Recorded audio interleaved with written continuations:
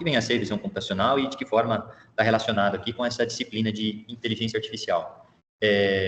Bom, o que a gente sabe é que é uma área que trabalha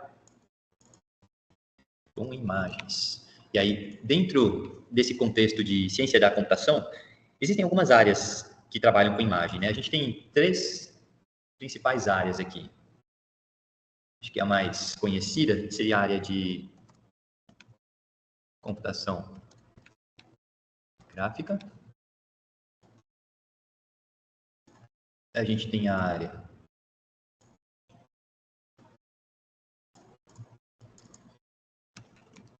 processamento de imagens.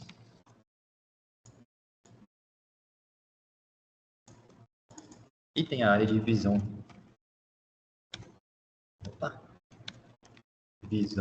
computacional.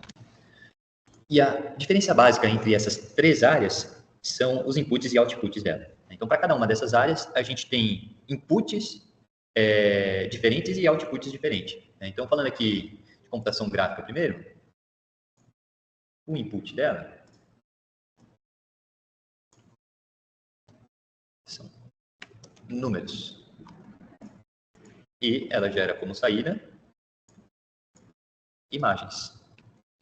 Então, essa ferramenta que eu estou mexendo, no momento, é uma ferramenta de computação gráfica, Draw.io, né?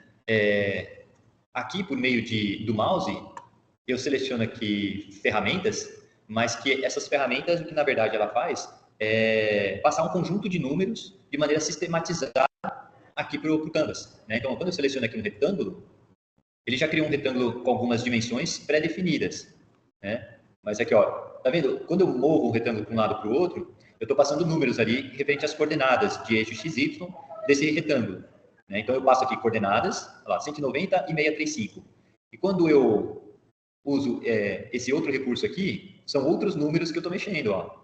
Então, para eu não apenas passar números por meio de código, eu tenho ferramentas como essa, como o CorelDRAW, né? Que facilitam a passagem desses números, mas elas abstraem para a gente essa forma sistematizada de passar os números para que essas imagens sejam geradas. Então, aqui, ó, eu passo números para definir as dimensões, né? Então, ele facilita aqui essa passagem de números para definir as dimensões, e ele facilita também, quando eu faço esse movimento, eu passo números para dizer as coordenadas.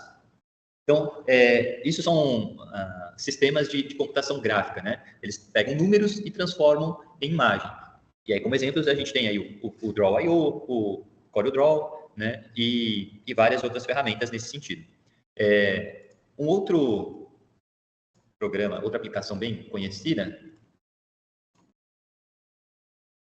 é o de processamento de imagens. No caso de sistemas de processamento de imagens, o que eu tenho como input são imagens. E o que eu tenho como saída são imagens, né? Então, ferramentas, as mais conhecidas para isso, por exemplo, é o Photoshop, né? Então, eu abro uma imagem no Photoshop e o Photoshop possui ferramentas que fazem processamento em cima da imagem aberta, né? Então, eu posso remover pessoas de uma imagem, eu posso remover detalhes de uma pessoa, né? Rugas, expressões, posso remover olho, mão, posso acrescentar pessoas, né? E aí, como resultado, eu vou ter outra imagem. E por fim, a visão computacional, ela é o inverso ali da computação gráfica. Porque eu tenho como entrada imagens e eu tenho como saída números.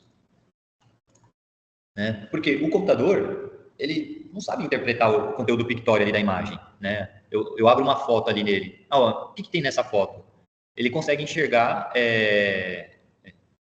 números. Ele entende que é número. Ele sabe operar sobre número. O máximo que eu posso fazer de operação sobre imagem é se uma imagem é igual a outra, né? Se uma imagem possui o conteúdo pictório exatamente igual a outra. Agora, se eu movimentei pouca coisa ali na imagem, né, eu posso tirar 2 fotos do meu rosto. Se na primeira foto, por mais que eu tente não me mexer, eu fico de um jeito, e na segunda foto eu fico do mesmo jeito, mas só de ter essa variação de luz, ou um pequeno movimento, né, da cabeça, eu já movimentei todo o mapa de pixel da imagem. Então, ele vai dizer que a imagem é diferente. né? Por isso que eu preciso pegar aquela imagem e transformar em números. E a partir da transformação dessa imagem em números, aí eu consigo trabalhar com esses números, né? E existem várias técnicas para transformar esses números, né? Então, que a gente chama de extratores de característica. E aí, cada técnica traz ali o seu benefício, né? Por exemplo, não ser sensível à variação de escala, né? Então, tem a minha imagem assim e tem a minha imagem mais próxima.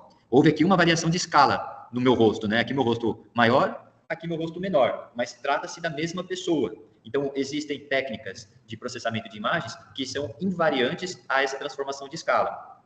Existem outras técnicas que também são invariantes à rotação. Então, essa imagem é igual a essa imagem aqui, né? Eu só rotacionei a imagem, né? Então, existem técnicas que são insensíveis à rotação.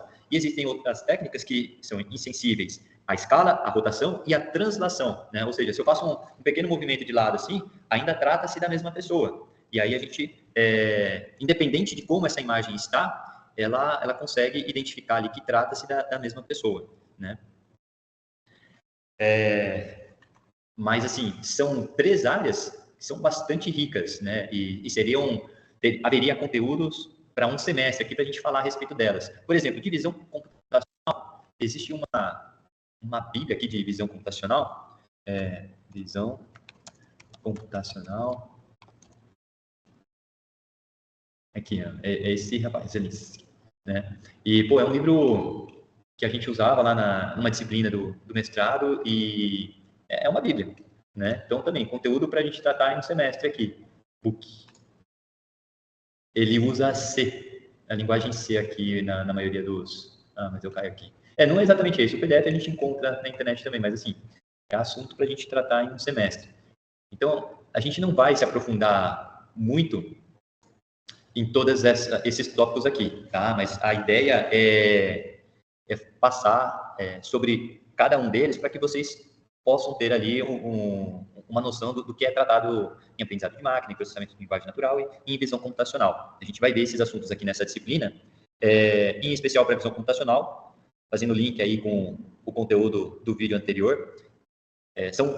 Faz parte daquele conjunto de sentidos que as máquinas, né, os serviços, devem receber como inputs para a tomada de ações racionais, né? Então, tanto o processamento de linguagem natural como visão computacional são inputs que o ser humano faz, o ser humano tem, né? A gente toma ações baseadas no que a gente está observando, no que a gente vê, né? E a gente tenta reproduzir isso nas máquinas usando a visão computacional para que a máquina consiga ver também e realizar ações racionais baseadas no que ela está vendo e em conteúdos adquiridos previamente, né? Então, para conteúdo adquirido previamente, a gente usa aprendizado de máquina. Então, com o aprendizado de máquina, a gente treina a máquina, a gente passa conhecimento para a máquina. Com a visão computacional, são inputs que a máquina pode receber para usar o conhecimento adquirido para realizar ações racionais, né? Então, tudo isso está interligado, tá?